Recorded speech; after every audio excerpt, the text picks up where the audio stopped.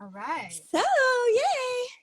We're So, talking today about why does he come first? And we've got yeah, some ideas for you. we sure do.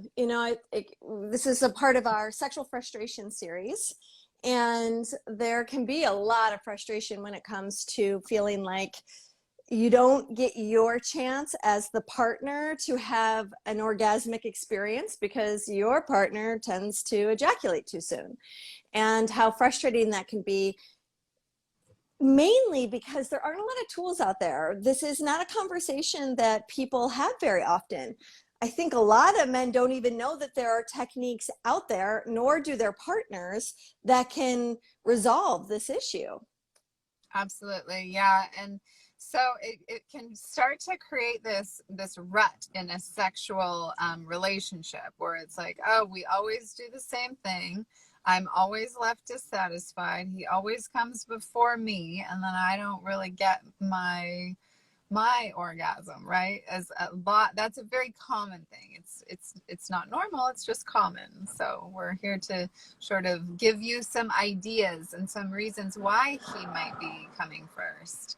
Some of those Yeah. reasons are a lot of men will learn that, like, if they get hard and then they lose it, they won't be able to get hard again, which is totally not true. In fact, they'll get hard again, but twice as hard. So it's not a bad idea to go for a longer session where your partner is actually like going into the session in his mind thinking, I'm going to get hard and then let it get soft, and then get hard again and then let it get soft, and then let it get hard again.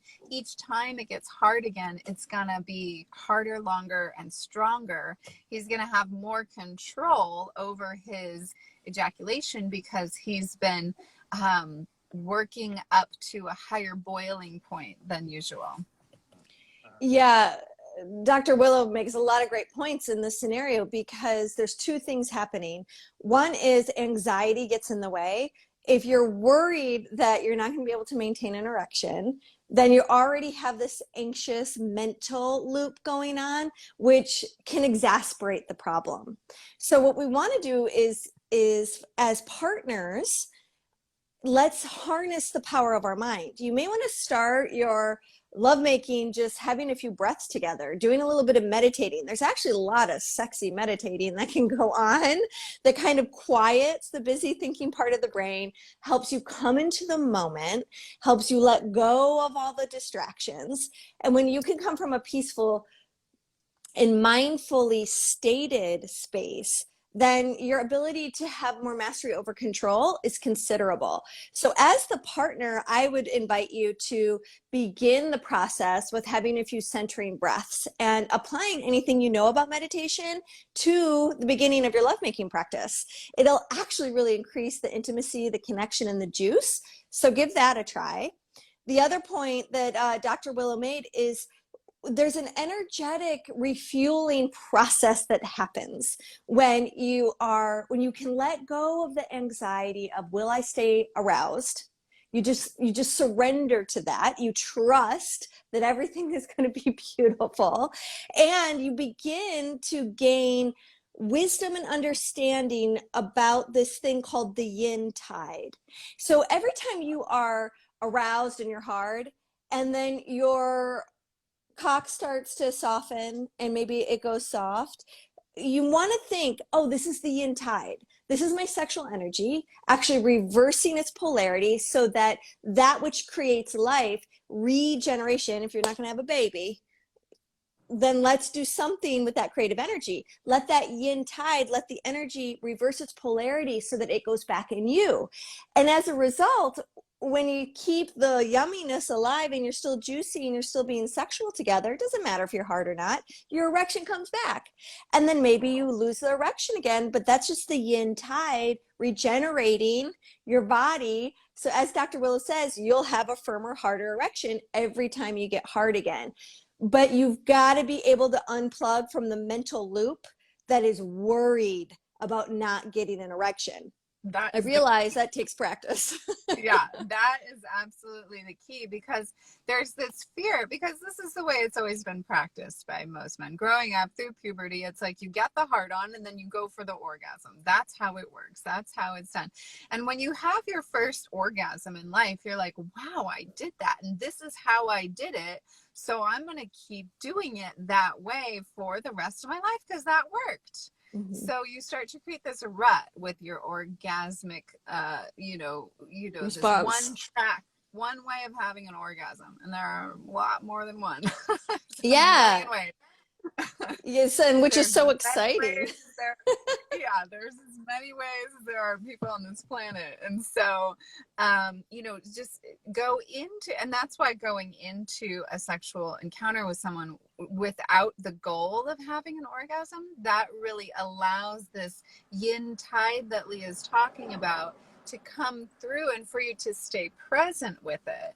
Because then you're not trying to, get somewhere. You're not trying to achieve a goal or accomplish an orgasm or, perform for your partner. Instead, you're staying really present with your partner. And those rest periods inside of a whole sexual encounter, those rest periods, that yin tide that Leah's speaking of, is deep, deep, deep replenishment. Not only that, but it fills the adrenal glands with more energy, more vitality, which is where your sexual energy is stored according to Chinese medicine. So you want to have nice, plump, juicy adrenals for all of life, but especially for sexuality. And this is like, here's a moment that also is calling for more compassion. I think what happens is we get sexually frustrated and then resentment builds. And then we have this way to kind of passive aggressively do a dig, or we might be just outright be emasculating out of our frustration. And that is going to make the problem worse. You don't want to put your partner down because they are having because there's been too many times where they've ejaculated before you were ready.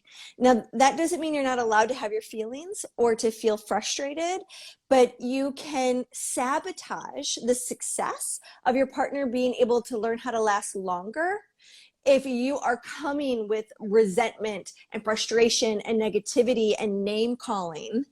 And just like being really unaware of your tone of voice and the language that you're using. When you start to put someone down sexually and criticize them sexually, you're shaming them.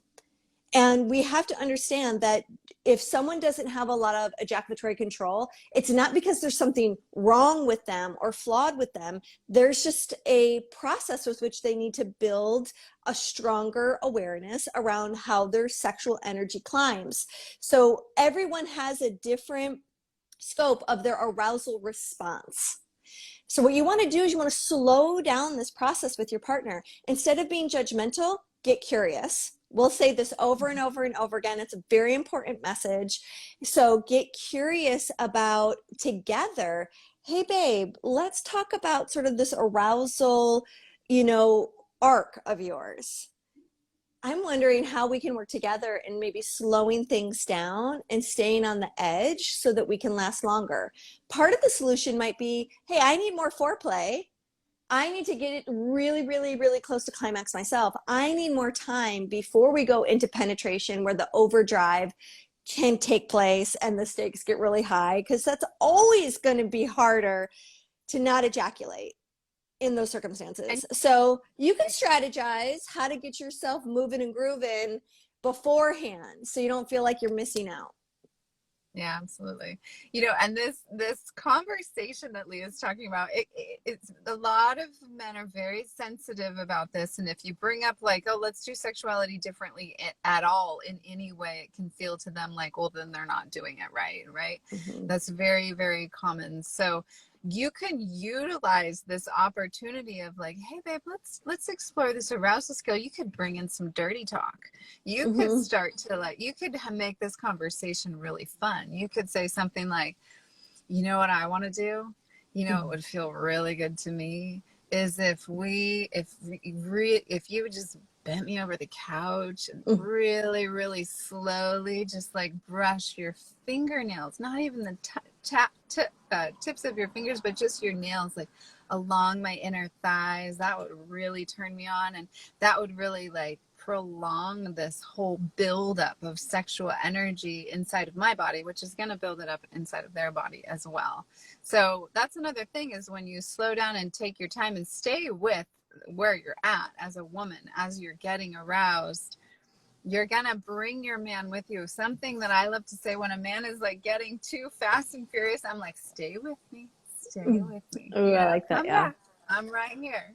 Mm-hmm. So that kind of stuff can be utilized in the moment even. Yeah, I love that. I think there's you can have sort of a sexy, soft, sweet tone of voice that calls your partner away from their busy thinking, worrying mind.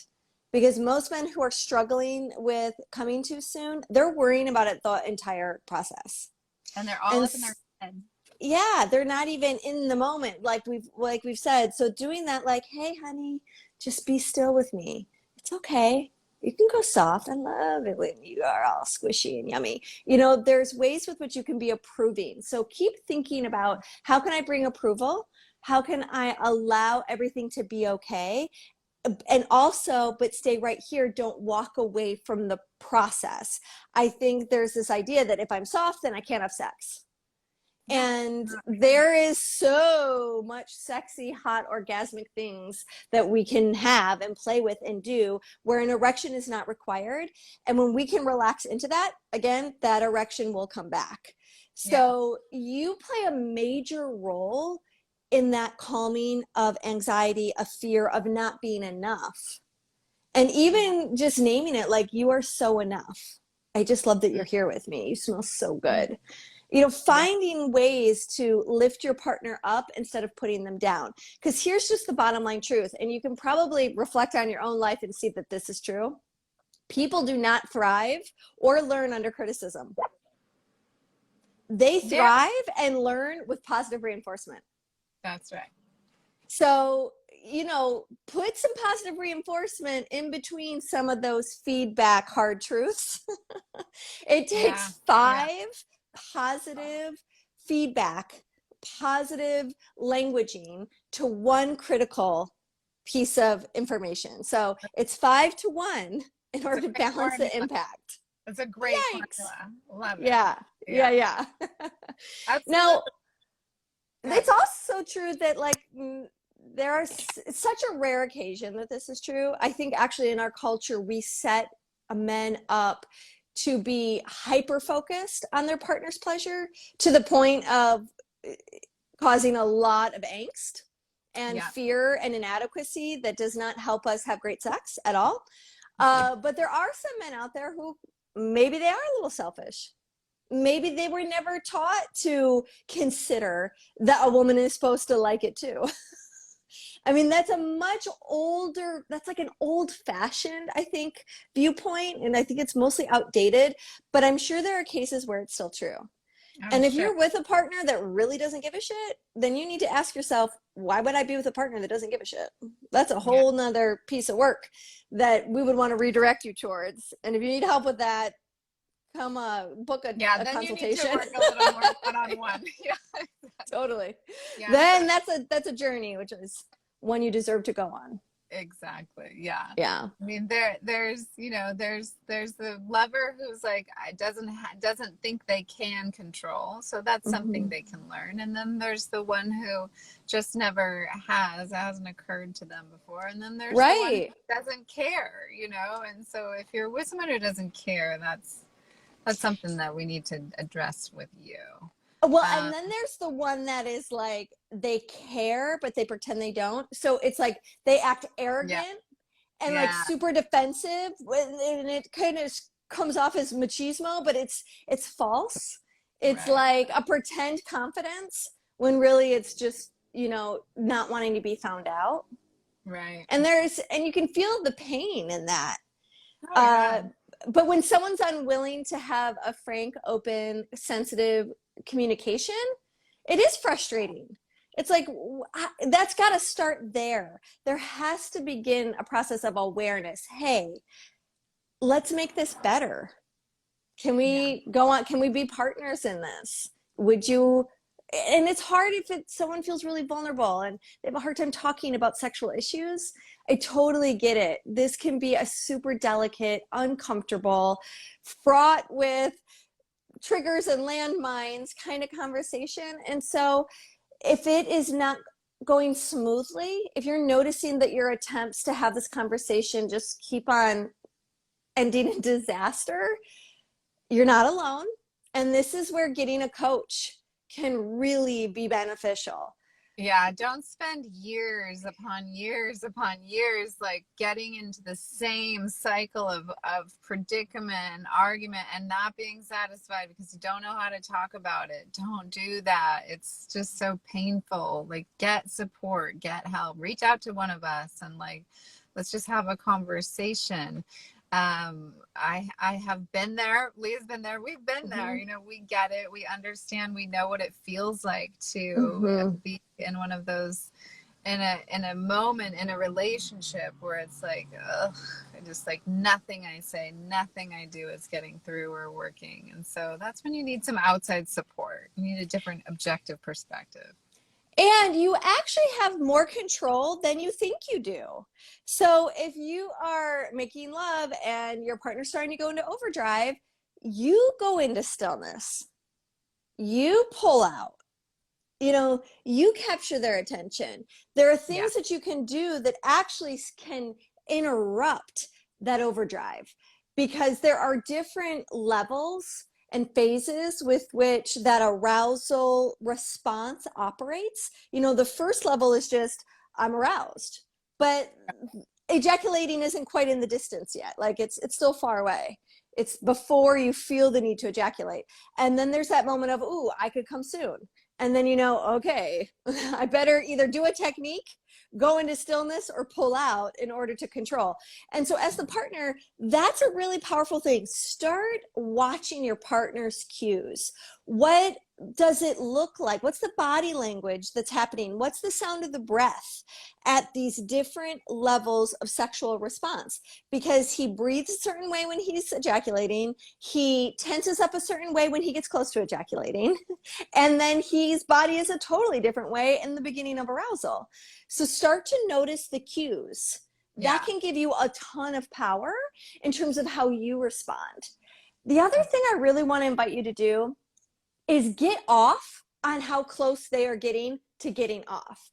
You can absorb their heightened sexual arousal. Like if you're not quite at the same pace as them, they're speeding ahead and you're way back here, get off. Like imagine that you can absorb their sexual energy.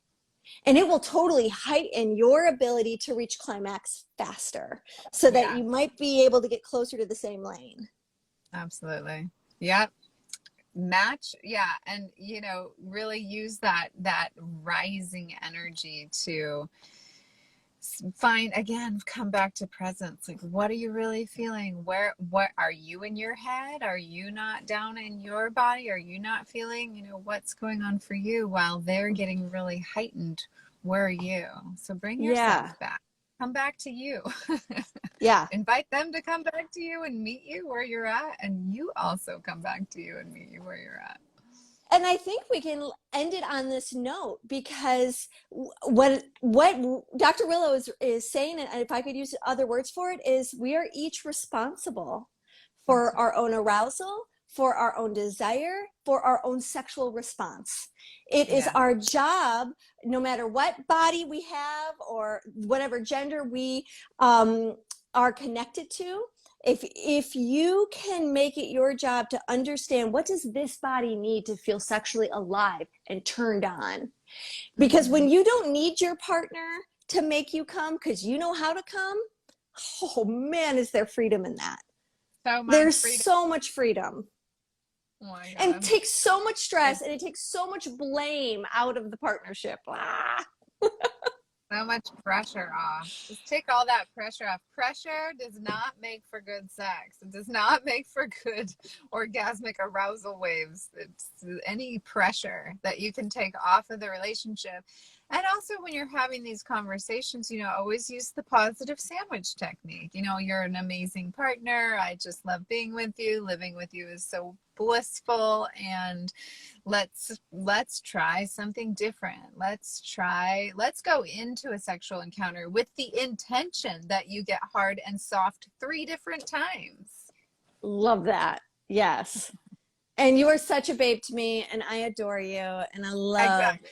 jiggy jig, jiggy jig, you know? Yeah, that's the other side of the sandwich, right? Yeah, Positive yeah. at the top, positive at the back, and what you're asking for in the middle, what you want.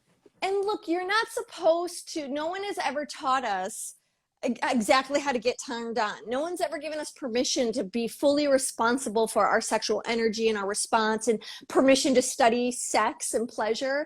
So let us give that to you now. It is your birthright. It is an ecstatic journey. It may be uncomfortable in the beginning because it's unfamiliar for most of us to start going towards these types of conversations, but for crying out loud, you deserve sexual resets. And you deserve to have as much pleasure as possible, because life is hard. Life can be really shitty, but we've been built with this beautiful system that can have orgasmic pleasure, and that gives us so much relief, and it can renew our weary soul. So get yourself books, get yourself to these lives every Friday with Dr. Willow and I. We've got an event coming up on June 15th for women, where you get this whole webinar program where we teach men the various skill sets to cure themselves from PE, premature ejaculation. And even if a man doesn't identify with premature ejaculation, he just wants to last longer, we've got a course for you that lets you be a fly on the wall. I want you to hear what it's like for a group of men to learn these skill sets, because that's going to help you really know how to hold space for your partner differently. And in addition to that, we've got a number of other pieces. We've got a handout, a cheat sheet on the ejaculatory control techniques that you will get, including Dr. Willow's booklet on, is it female sexual hormones? Yeah, exactly. Yeah. How to build that up again. Yeah. So if you want more information about that, DM any of our channels. You've got Dr. Willow. Is it your last name too, or just Dr. Willow on Instagram? I don't remember. Okay. Well, Sex Reimagined, at Sex Reimagined on Instagram, and at Leah Piper _ More Love Works. So come find us. We'll get you the links and all that stuff. Yeah. Sending you all so much love. Yeah. Love, love, love, love, love. Till next Friday. Cheers.